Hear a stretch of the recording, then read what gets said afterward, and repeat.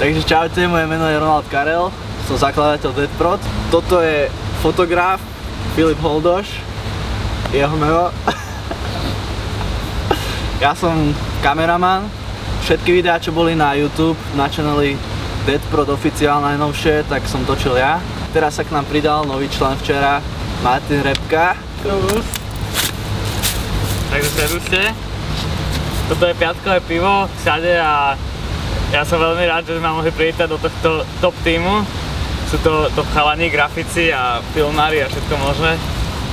Takže sa môžete tešiť na nové edity, všetko na Deadprod channel, na Vimeu. Ja by som vám chcel povedať, že všetky veci, čo boli na YouTube, tak tam aj ostanú, akurát, že prechádzame na Vimeo. Ale takým spôsobom, že všetci budeme mať osobný profil, vlastne ja Repka, Repka má Martin Repka. Na Vimeu si ho nájdete, ja mám Ronald Karel. Ale založili sme vlastne tam channel, na ktorom sa pridávajú automaticky videá, ktoré natočíme Martin a ja. No a všetky veci, ale potom videá a všetky novinky nájdete na Facebooku, na stránke Deadprod, čo je Facebook/Dead Production, pretože už sa to nedá zmeniť. Dalo sa to zmeniť len raz a ja som to zmenil zle, takže sorry.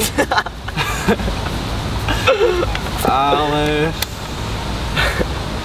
čo vám ešte poviem? Čakajte na novú stránku, kde budú tiež veci, na hlavnej strane budú novinky. Repik chystá premiéru jeho videa. Teda bude tak asi v oktobri, ale predpokladám, že chcel som to síce na konci septembra, ale začína sa mi krátiť čas, takže uvidím, jak to zostriháme, ale zase presnejšie informácie ti nechcem hovoriť, ale malo by to byť asi tak Sunday Smile video a ešte jeden zaujímavý projekt zo Skalice. Takže fakt sa to ešte Braňo Poláček bude robiť fotky. A tak no, takže lajkujte, zdieľajte a čo ešte Rony? Tento týždeň sa tu ešte nazval.